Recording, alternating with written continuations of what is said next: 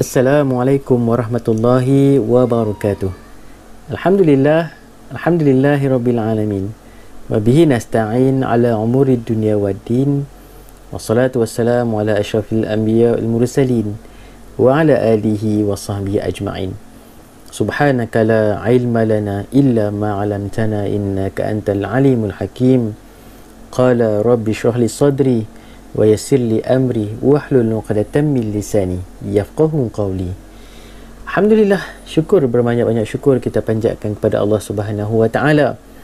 Limpah rahmat, kurniaan, rezeki yang Allah berikan kepada kita, dapat kita meneruskan kehidupan, dapat kita terus berada di atas dunia ini sebagai seorang khalifah, menjalankan amanah sebagai pemimpin, sebagai hamba Allah Subhanahu wa taala, dan insya-Allah moga-moga setiap detik kehidupan kita akan dikira, dihitung pahala di sisi Allah Subhanahu wa taala. Selamat datang sekali lagi pada pelajar tingkatan 5 kita dalam meneruskan pengajian online bersama Ustaz Rashad. Nama sendiri pun salah ni, apa cerita? Bersama Ustaz Rashad Abidin pada hari ni. Allahu Akbar. Okey, kaifalukum? Apa khabar semua? Sihat kot nah, insya-Allah. Nampak macam senyum itu. Nampak macam bahagia aja. InsyaAllah cantik lah kan, kita kena ceria-ceria lah kan, ceria-ceria selalu insyaAllah. Okey, tanpa masa jom kita akan sambung pelajaran kita pada hari ini. Pelajaran 7, tajuk setiap orang ialah pemimpin. Okey, pelajaran 7, setiap orang ialah pemimpin. Pelajar tingkatan 5 kita SPM tahun ni macam. Okey, insya-Allah kita teruskan perjuangan. Kita mulakan pada hari ini dengan duduk dengan tertib dan tenang, insya-Allah seperti biasalah. Duduk dengan terbaik, duduk dengan keadaan yang paling bersedia untuk memperolehi ilmu, dan kita mulakan dengan bacaan Al-Quran Al-Fatihah dan selawat kita kepada Nabi sallallahu alaihi wasallam. A'udzubillahi minasyaitonir rajim. Bismillahirrahmanirrahim. Alhamdulillahi rabbil alamin, arrahmanir rahim, maliki yaumiddin, iyyaka na'budu wa iyyaka nasta'in, ihdinas siratal mustaqim, siratal ladzina an'amta 'alaihim ghairil maghdubi 'alaihim waladdallin. Allahumma salli ala Muhammad wa ala alihi wa sahbihi wa barik wa sallim. Allahumma salli ala sayyidina Muhammad wa ala alihi wa sahbihi wa barik wa sallim. Allahumma salli ala sayyidina Muhammad wa ala alihi wa sahbihi wa barik wa sallim. A'udzu billahi minasyaitonir rajim. Bismillahirrahmanirrahim. Allahumma iftah alaina hikmataka wa anshur alaina min khazaini rahmatika ya arhamar rahimin. Alhamdulillahi rabbil alamin. Itu tadi doa penerang hati. Dan pastikan setiap peralatan kita ada depan mata dan sedia untuk digunakan saat gini. Sedia untuk digunakan saat gini. Pen, pensil, kertas kita, buku teks. Jangan lupa buku teks turun tinggi kok. Walaupun ada terjemahan dia kan. Nota Ustaz download bawah ni. Print buat 3 page. Bukan mungkin 3 page ya. 3 slide ini dalam satu kertas kan. Sebelah tu ada garis-garis. Boleh pilih tu dekat print tu kan. Bolehlah tulis sikit nota di situ insya-Allah. Okey. Dan ikhlaskan hati kita belajar dan fokus untuk pelajaran pada hari ini bidang hadis, muka surat 56-61. Buka dah. Mesti ready dah tu kan. Abang-abang kakak-kakak power kot. Tak payah duk abang banyak kali, memang understand lah. Cik cakap bahasa orang putih pula. 56-60, pelajaran 7, setiap orang ialah pemimpin. Kita bacakan hadis sama-sama insya-Allah. An Abdullah bin Umar yaqulu sami'tu Rasulullah sallallahu alaihi wasallam yaqul kullukum ra'in wa kullukum mas'ulun an ra'iyatihi, al-imamu ra'in wa mas'ulun an ra'iyatihi, war rujulu ra'in fi ahlihi wa huwa mas'ulun an ra'iyatihi, wal mar'atu ra'iyah fi baiti zawjiha wa mas'ulah an ra'iyatiha, wal khadimu ra'in fi mali sayyidihi wa mas'ulun an ra'iyatihi. Qala wa hasibtu an qad khala warrajulu ra'in fi mali abihi wa mas'ulun an ra'iyatihi wa kullukum ra'in wa mas'ulun an ra'iyatihi. Rawahu Al-Bukhari. Riwayat Al-Bukhari, hadis daripada Abdullah bin Umar. Dan alhamdulillah boleh nah, insya-Allah. Kalau nak ulang video lah. nak ulang video insya-Allah. Okey, kita teruskan nak kat masa ni. Okey, kita pergi satu persatu potongan hadis dan maksud. Kullukum ra'in, maksudnya setiap kamu adalah pemimpin. Ra'in, ra'in kalau sudut bahasa ialah pengembala. Pengembala, tapi dimaksud di sini, maksud hadis ialah pemimpin, ketua. Kamu adalah ketua. Kemudian wa kullukum mas'ulun an ra'iyatihi. Dan setiap kamu bertanggungjawab atas kepimpinannya. Rakyat ni kan, rakyat ialah orang yang dipimpin. Kepimpinan, ra'iyatihi, kepimpinannya. Kemudian al-imamu ra'in wa mas'ulun an ra'iyatihi. Imam itu ialah pemimpin dan bertanggungjawab atas kepimpinannya. Imam adalah pemimpin dan bertanggungjawab ke atas pimpinannya. Kemudian sambung, warrajulu ra'in fi ahlihi wa huwa mas'ulun an ra'iyatihi. Dan lelaki itu ialah pemimpin dalam keluarganya. Fi ahlihi wa huwa mas'ulun an ra'iyatihi, dan bertanggungjawab atas kepimpinannya. Boleh? Kemudian wal mar'atu ra'iyatun fi baiti zawjiha wa mas'ulatun an ra'iyatiha. Dan perempuan, tadi lelaki, dan perempuan pula. Dan perempuan itu ialah pemimpin dalam rumah tangganya dan bertanggungjawab atas kepimpinannya. Wal khadimu ra'in fi mali sayyidihi wa mas'ulun an ra'iyatihi. Yang bermaksud, dan pekerja itu ialah pemimpin bagi harta majikannya dan bertanggungjawab atas kepimpinannya. Dapat yang ni insya-Allah. Jadi ar-rajulu lelaki, wal mar'atu perempuan, wal khadimu pekerja. Kemudian sambung lagi, qala wa hasibtu an qad khala. Dia berkata, siapa berkata? Abdullah bin Umar tadi ni. Aku menyangka, wa hasibtu an qad, bahawa sungguhnya baginda juga bersabda, war rajulu ra'in fi mali abihi wa mas'ulun an ra'iyatihi. Dan lelaki itu ialah pemimpin bagi harta benda ayahnya, bagi harta benda keluarganya, ayahnya, dan bertanggungjawab atas kepimpinannya. Dan wa kullukum ra'in wa mas'ulun an ra'iyatihi. Dan kamu semua Nabi sebut, kamu semua, kullukum, adalah pemimpin dan bertanggungjawab atas kepimpinannya. Okey, boleh? Kita teruskan dengan tanggungjawab setiap individu. Laju ke? Boleh? InsyaAllah InsyaAllah pelan-pelan. Okey, tanggungjawab setiap individu. Tengok tadi ingat tadi yang kita baca hadis Nabi panjang kan? Panjang. Jadi kita nak ringkaskan dan kita nak lebih faham. Tanggungjawab setiap individu dikategorikan kepada beberapa individu. Yang pertama, pemimpin, ketua, kemudian suami, isteri, kemudian lagi pekerja dan juga anak. Yang ni dalam hadis Nabi tadi ni. Jadi bila Nabi cerita tentang pemimpin, suami, isteri, pekerja dan juga anak sebagai ketua, sebagai pemimpin, individu yang bertanggungjawab kepada kepimpinannya. Jadi kita cerita berapa golongan ini? 5. Okey, kita pergi tanggungjawab setiap individu. Yang pertama, tanggungjawab pemimpin. Apa pemimpin yang perlu buat?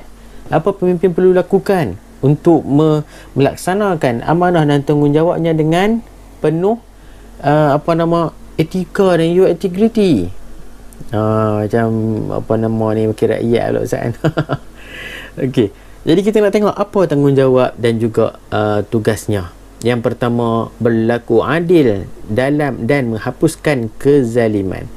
Berlaku adil kepada rakyatnya, berlaku adil kepada orang yang dipimpinnya. Kalau dalam kelas, ketua kelas, berlaku adil dengan kawan-kawan. Jangan pilih bulu, orang kata. Jangan pilih kasih. Dah hapuskan kezaliman. Jangan berlaku zalim kepada orang bawahan. Menyuruh sini, menyuruh sana. Contoh, kan? Mengenakan cukai. Contohlah kan, mengenakan cukai yang berat kepada orang bawahan mengenakan denda yang besar. Tapi yang belah ni tak kena, contoh pilih kasih, tak boleh. Kemudian menegakkan syariat Islam, yang pertama nak menegakkan kepimpinan Islam, letak nombor 1 Al-Quran, sunnah Nabi SAW. Itu tanggungjawab sebagai seorang pemimpin, besar tanggungjawab ni kan. Menegakkan syariat Islam.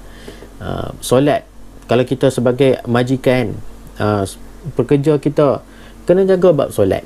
Ni kadang-kadang tak bagi pekerja solat pun, Allahu Akbar.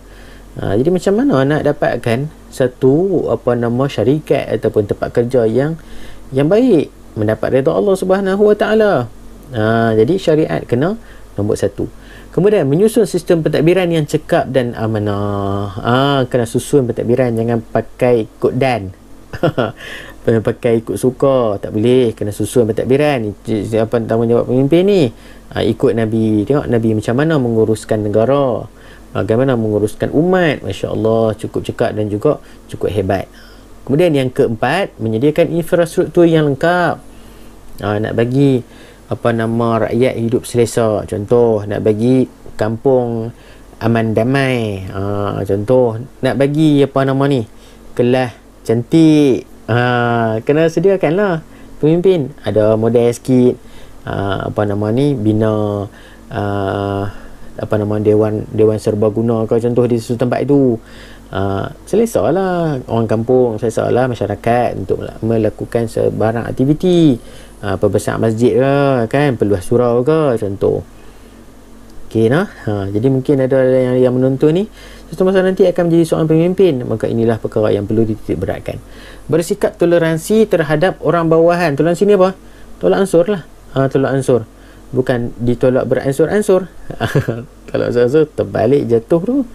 Toleransi bertolak ansur. Mana ada kalanya kita perlu bertegas, ada kalanya kita perlu berlembut. Macam tu. Maknanya selagi mana tidak melanggar syarak, kita lakukan, orang kata, jual beli dengan baik pada orang bawahan. Perlu kita permudahkan urusan mereka, kita buat, InsyaAllah kan. Selagi tidak menyalahi syarak. Okey, itu antara tanggungjawab pemimpin. Kemudian yang kedua, tanggungjawab suami. Ni yang menonton ni, yang lelaki ni, satu masa nanti akan jadi suami kan. Yang perempuan mestilah jadi isteri kan. Ada tak yang perempuan jadi suami? Tak ada kan. Yang isteri, yang perempuan jadi isteri lah. Okey, jadi yang lelaki kita ni insyaAllah menjadi suami. Tanggungjawab kita apa dia? Yang pertama, memberikan nafkah kepada anggota keluarga. Nafkah zahir, nafkah batin. Nafkah zahir, nafkah luaran, nafkah batin, nafkah kasih sayang. Nafkah yang perlu diberikan oleh seorang suami, tempat tinggal yang selesa, kenderaan yang memudahkan perjalanan, kemudian persekitaran yang mendamaikan, pakaian yang mencukupi, makan minum yang berkhasiat kepada keluarga, memberikan didikan agama kepada isteri dan anak-anak. Ini tanggungjawab suami. Tanggungjawab suami. Jangan duk suruh anak pergi cari sendiri. Jangan duk suruh suami belajar, isteri belajar sendiri. Tak mau. Kerana ini adalah tanggungjawab suami. Kalau kita tak boleh nak ajak, kita tak boleh nak didik, kita bawa keluarga kita pergi jumpa orang yang lebih berilmu dalam bidang agamanya. Gitu. Bawa pergi masjid. Tak boleh nak tegak, tak boleh nak ajak, kita bawa mereka pergi masjid, bagi mereka dengar ustaz sebut, bagi mereka dengar kuliah-kuliah. Boleh gitu. Nak mengaji Quran, tak boleh nak ngajak, bagi anak-anak pergi kelas kafar contoh, hantar anak-anak pergi mengaji tok guru. Tu tugas dia. Ini tak boleh tinggal terus. Anak besar tak boleh mengaji, anak main besar ada alif bata pun tak ingat lagi. Jadi itu masalah lah. Jadi kita memberikan didikan agama. Yang ketiga, memberikan perlindungan dan menjaga keselamatan anggota keluarga. Sebagai seorang suami, kena menjadi bodyguard.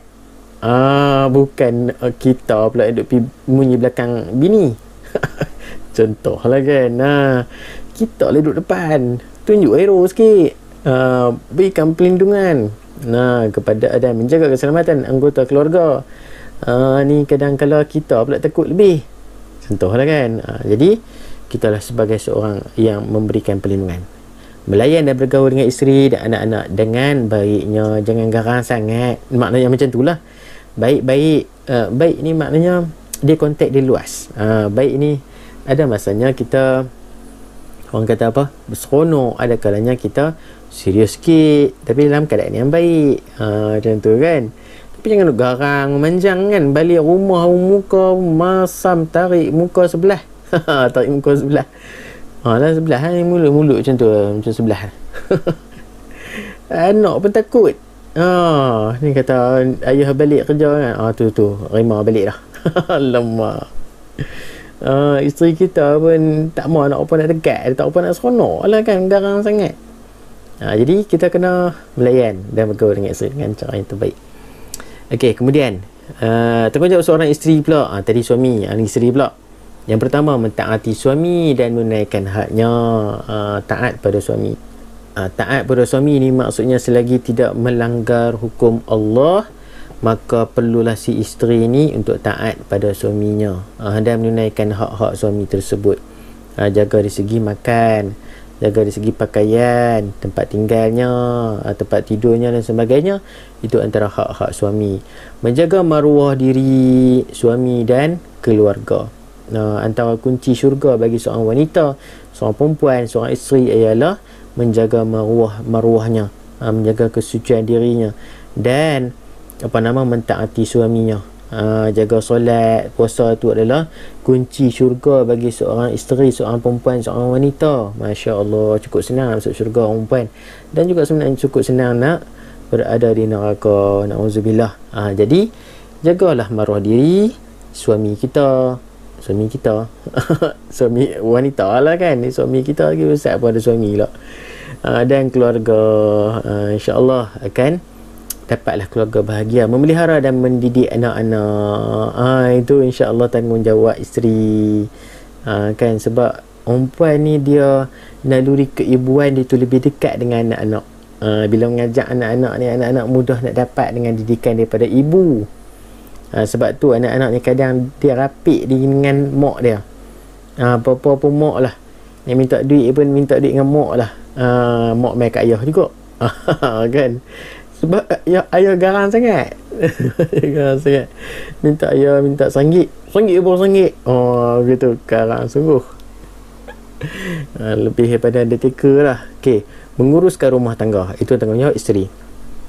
Okey, Ustaz tak mau contoh panjang lah, boleh faham. Tanggungjawab bekerja, mengikut arahan ketua suruh buat apa, buat, sebab kita adalah pekerja. Begitu, kalau arahan yang tidak mengikut hukum Allah, maka kita kena tinggal lah. Kalau tak boleh nak tinggal, cari kerja lain. Kalau sebab rezeki itu adalah penentu kepada bahagia hidup rumah tangga ataupun bahagia hidup kehidupan kita dunia akhirat. Kalau kita jenis kerja tapi tak jaga hukum Allah ni, sebabkan arahan ketua yang tidak ikut syarak, maka akan memberi kesan kepada rezeki kita. Kerja dengan penuh integriti, kerja dengan penuh disiplin, kerja dengan penuh amanah, jujur. Integriti ni amanah, jujur lah tu. Tidak melakukan rasuah, tidak melakukan pecah amanah, tidak menyalahgunakan kuasa. Itu tanggungjawab seorang pekerja.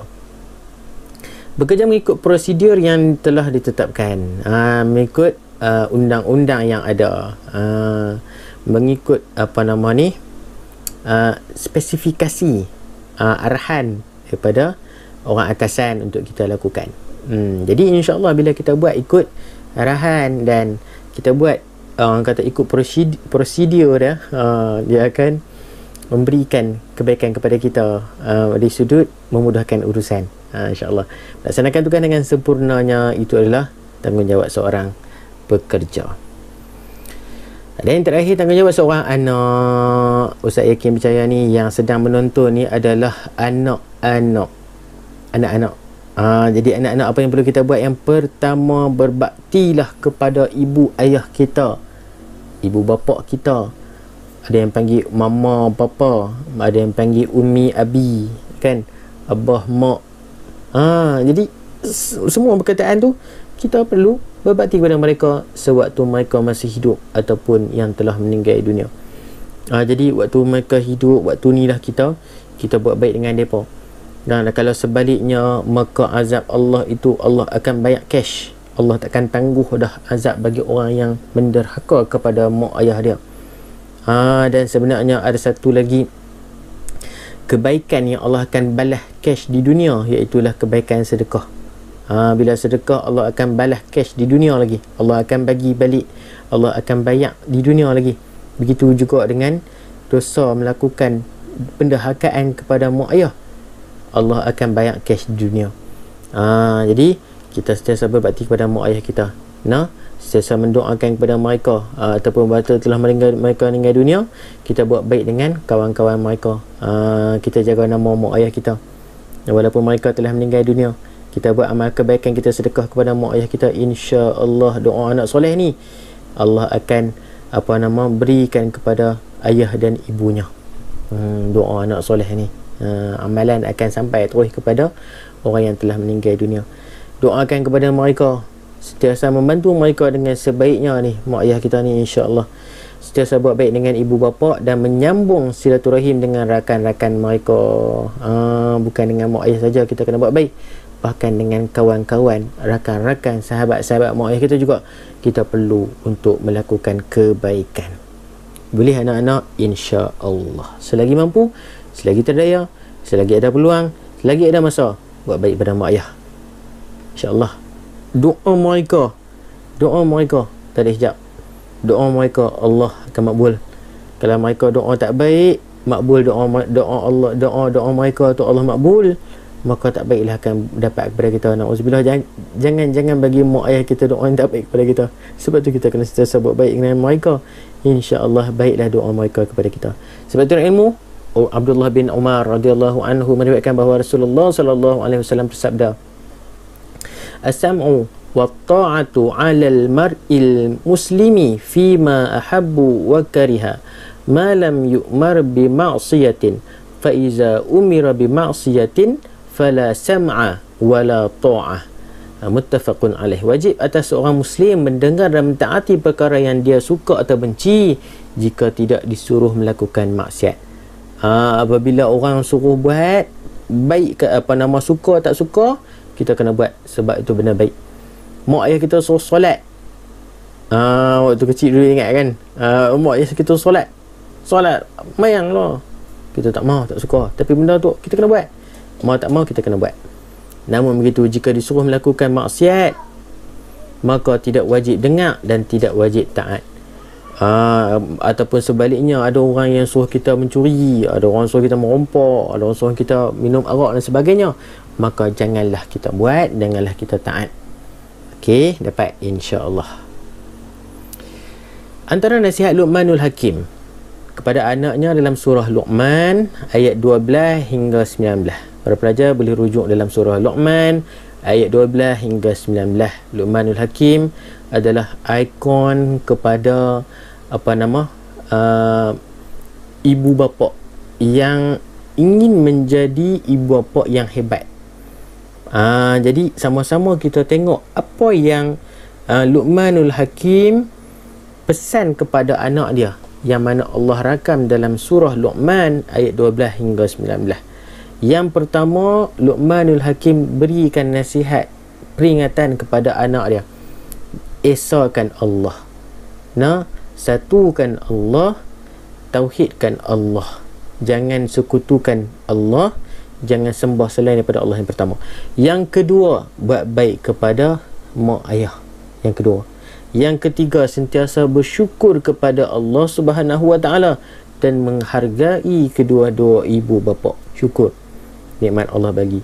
Hargai kedua-dua ibu bapa. Ucap terima kasih kepada mereka, jaga mereka,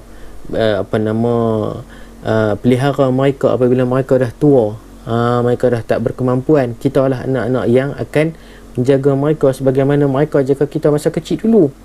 Yang keempat, setiap perbuatan baik ataupun jahat akan diberi balasan oleh Allah Subhanahu wa taala walaupun sebesar zarrah.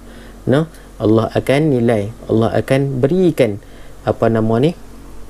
pembalasan kepada perkara yang baik maupun yang jahat. Dirikan solat, keenam, melaksanakan amal ma'ruf dan nahi munkar, buat benda baik, suruh buat baik, suruh orang buat baik, dan suruh orang tinggal benda yang tak baik. Itu juga adalah pesan Luqmanul Hakim kepada anak dia, sabar atas segala musibah, datangnya ujian, datangnya apa nama ni, bala ataupun musibah yang melanda diri ataupun melanda masyarakat, melanda apa nama kaum keluarga, maka Luqmanul Hakim kata apa kepada anak dia? Sabar. Sabar itu adalah kunci paling besar. Orang kata senang lah nak kata sabar, orang yang melaluinya sahaja yang akan merasai macam mana periknya nak menahan sabar. Ya, betul. Tapi inilah perkara yang perlu kita buat. Apabila datangnya musibah, benda pertama kita buat ialah sabar. Dan orang mukmin apabila didatangnya padanya apa nama ujian, dan mulut dia terus berkata inna lillahi wa inna ilaihi raji'un, maka itu tanda orang yang sabar. Tapi apabila dia diberikan pukulan yang kedua dan ketiga barulah nak sebut sabar, maka dia bukan di kalangan orang yang sabar. Tu antara Nabi sebut antara ciri-ciri orang yang sabar sebenarnya. Jauhi sikap sombong, elokkan percakapan. Itu antara nasihat Luqmanul Hakim kepada anaknya. InsyaAllah kita juga boleh ambil panduan dan juga pedoman dalam menjadi ibu bapa ataupun anak-anak yang hebat, anak-anak yang akan insya-Allah perolehi syurga Allah Subhanahu wa ta'ala. Kita terus dengan yang terakhir, pengajaran hadis. Okey, boleh lagi? Baru nak setengah jam. Awal lagi kan, relax dulu. Mungkin ada yang nak pergi tandas ke, ada yang nak pergi minum air dulu ke, nak buat teh dulu ke, silakan, tak ada masalah. Nak buat make dulu ke. Kan, sambil duduk mengaji, sambil duduk dengar Ustaz duduk berkongsi ni, bolehlah makan sambil-sambil. Okey, insya-Allah. Yang keempat, kita teruskan pengajaran hadis.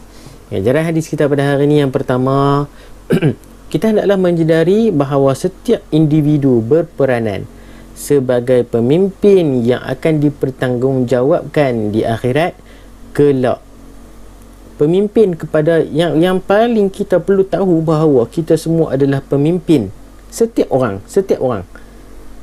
Pemimpin yang paling kena pada diri kita ialah pemimpin kepada diri sendiri. Macam mana kita nak kawal nafsu, macam mana kita nak kawal perasaan kita, emosi kita. Kita nak kena ada sifat kepimpinan kepada diri kita sendiri sebenarnya. Sebab tu kita kena sentiasa mencari sebagai cara yang terbaik untuk menjadi pemimpin kepada diri sendiri. Lepas tu insya-Allah kita akan naik sikit tahap. Pimpin kepada keluarga, pimpin kepada masyarakat, pimpin kepada negara, dan mana tahu pimpin kepada dunia, insya-Allah. Kerana setiap benda yang akan yang kita tanggung ataupun yang kita bawa amanah, dipikul di bahu dan di belakang kita, semuanya akan dihitung di hadapan Allah Subhanahu wa ta'ala nanti. Hang buat tak dulu atas dunia dulu amanah yang aku bagi? Kalau tak buat, Allah amat malanglah diri pemimpin tersebut. Sebenarnya pemimpin ni senang nak masuk syurga. Buat adil, jangan zalim. Buat baik, jangan buat naya ke orang. InsyaAllah orang akan doa yang baik-baik sebenarnya. Dan doa yang baik-baik ni mana tahu Allah makbul. Masya Allah, dapat syurga. Akan tapi kalau zalim, doa orang yang dizalimi ni tak ada hijab, Allah akan makbulkan. Mana tahu Allah akan bayar cash dunia lagi, maka kita akan terciduk waktu tu. Allah Akbar, tu ayat tu kan. Jadi sama-sama kita laksanakan amanah kita. Yang kedua, kita adalah menjalankan tanggungjawab terhadap orang yang dipimpin dengan adil dan amanah. Kita ada orang bawahan, kita ada orang yang kita pimpin di bawah. Jadi kita pimpinlah dengan adil. Adil ni bukan maksudnya sama rata, bukan. Adil ni maksudnya meletakkan sesuatu pada tempatnya, meletakkan hak pada yang sepatutnya. Faham tak? Jadi Ustaz nak cerita panjang ni kalau maksud adil ni. Dan amanah. Amanah ni tidak berlaku curang kepada kepercayaan orang. Tu dia ayat tu. Tidak berlaku curang kepada kepercayaan orang lain. Amanah. Walaupun nampak macam kita boleh dapat kebaikan ataupun manfaat lebih daripada benda itu, namun begitu amanah ini tetap amanah. Kita kena jaga betul-betul, insya-Allah. Okey. Yang ketiga, kita hendaklah memelihara dan melindungi anggota keluarga agar selamat di dunia dan di akhirat. Jadi Nabi sendiri, Allahu Akbar, agama Islam itu sendiri telah pun memberikan panduan yang terbaik kepada kita sebenarnya bagi menjaga dan juga membawa ahli keluarga kita menuju syurga Allah Subhanahu wa taala. Jagalah dirimu dan juga keluargamu, Allah pesan, daripada azab api siksa neraka Allah Subhanahu wa taala. Kemudian yang keempat, hendaklah bertanggungjawab terhadap segala urusan keluarga dan rumah tangga agar kekal harmoni. Nah, kalau suami, tanggungjawab sebagai seorang suami, pikul dengan sebaiknya. Kalau isteri, tanggungjawab dengan sebagai seorang isteri dengan sebaiknya, insya-Allah keluarga akan kekal harmoni dan akan perolehi rumah tangga yang bahagia. Yang kelima, hendaklah sentiasa bersikap amanah dalam pekerjaan supaya rezeki diberkati. Ni yang kita nak ni, rezeki kita yang berkat ni. Kalau kita kerja pun jenis culas, jenis orang kata mengulak mengulak, selit sana selit sini kan, apa nama ni, tak berapa nak amanah dalam kerja kita, mana mungkin kita boleh dapat rezeki yang diberkati Allah Subhanahu wa taala. Kita adalah berbakti kepada mak ayah kita semasa mereka hidup ataupun setelah mereka meninggal, kerana jasa mereka tidak terbalas, jasa mereka tidak terhitung, jasa mereka tidak, orang kata apa ni, tidak mampu untuk kita balas sebagaimana mereka telah memberikan kebaikan mereka kepada kita sejak kecil sampailah kita besar dewasa ini. Jadi selagi mana kita boleh bagikan kebaikan, selagi itulah kita lakukan yang terbaik untuk mereka, insya-Allah. Dan yang ketujuh, tak lain tak bukan, kita hendaklah contohi sunnah Nabi SAW dalam segala aspek kepimpinan, kerana baginda ialah contoh ikutan yang terbaik, qudwah hasanah. Yang mana kita menjadikan Nabi SAW sebagai ikon, sebagai contoh tauladan yang boleh kita lakukan dalam kehidupan kita, terutamanya sebagai seorang pemimpin, supaya kita dapat memimpin kepimpinan kita mengikut syarak dan mengikut hala tuju yang Allah redha, insya-Allah. Boleh tahu tu? Boleh nak minta maaf lah, panjang sikit ni cerita ni. Jadi wallahu a'lam. Terima kasih banyak-banyak kerana menonton pada perkongsian kali ini. Pelajaran 7, setiap orang ialah pemimpin. Are you ready? Our leaders out there. Kan? Macam mana? Okey, pemimpin di luar sana, sama-sama kita sedia untuk menjadi pemimpin yang hebat, pemimpin yang mantap, pemimpin yang disegani, dan insya-Allah membawa nama Islam ke tahap yang paling tinggi. Terima kasih kerana menonton sekali lagi. Minta ampun anda ada kekurangan kesilapan sepanjang perkongsian kita pada hari ini. Banyak sasui ni. Biasa lewat malam dah ni kan. InsyaAllah yang terbaik itu kita akan sama-sama kongsikan. Jadi jangan lupa sekali lagi, insyaAllah komen di bawah kan, berikan semangat kepada Ustaz, berikan kata-kata motivasi. InsyaAllah kita kongsi. Boleh like video ni, bolehlah nampak kata apa ni, respon yang baik daripada viewers, insyaAllah. Kemudian share, kongsi-kongsi, moga-moga pahala juga dapat juga kat Ustaz. Dan siapa yang tak subscribe lagi, insyaAllah subscribe gratis guys. Free je, tak kena bayar, insyaAllah. Jadi kita jumpa lagi di lain episod, di lain pelajaran macam dalam TV pula kan. Aku la wali hadza wa astaghfirullahal azim li wa lakum, wallahu ta'ala alam. Assalamualaikum warahmatullahi wabarakatuh. Kita jumpa lagi. Terima kasih.